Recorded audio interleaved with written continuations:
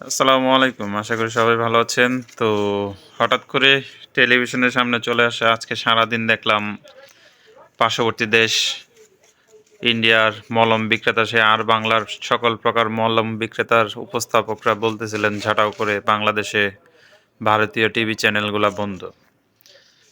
তো আসলাম এখন বাজে রাত 8:40। ট্রাই করি কি কি ভারতীয় চ্যানেল চলছে আর কি কি বন্ধ করে দিচ্ছে। দেখেন স্টার বাংলা, স্টার জলসা চলতেছে। তাদেরকে যদি লুচুন বিক্রি বা মলম বিক্রিতে পাঠায় দিত তাহলে অনেক ভালো হতো। দেখেন স্টার স্টার জলসা চলমান, তার সাথে চলতেছে জি বাংলা, চলতেছে কালার বাংলা, কালার বাংলা চলতেছে, তার সাথে চলতেছে সোনি,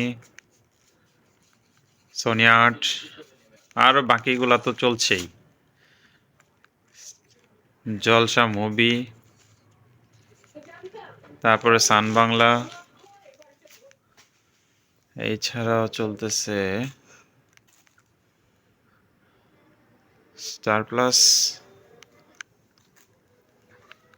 কালার্স,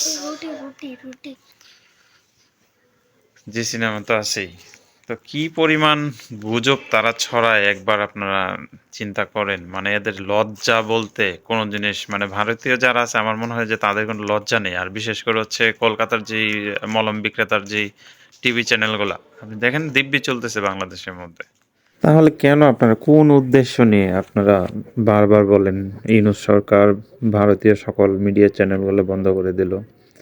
আপনারা যে আপনাদের দেশের সরকারই বা কেন এগুলা নিয়ে চুপ থাকে? কেন আপনারা নিজেদের ভাবমূর্তি নষ্ট করতেছেন এবং অন্যদের ভাবমূর্তি নষ্ট করতেছেন? আর কত গুজব ছড়াবেন? নিজেদের চরিত্র আর কত নিচে নামাবেন? আপনারা আপনাদের লজ্জা, শরম বলতে কোনো জিনিস থেকে থাকে, তাহলে এইগুলা করতে পারতেন আপনারা?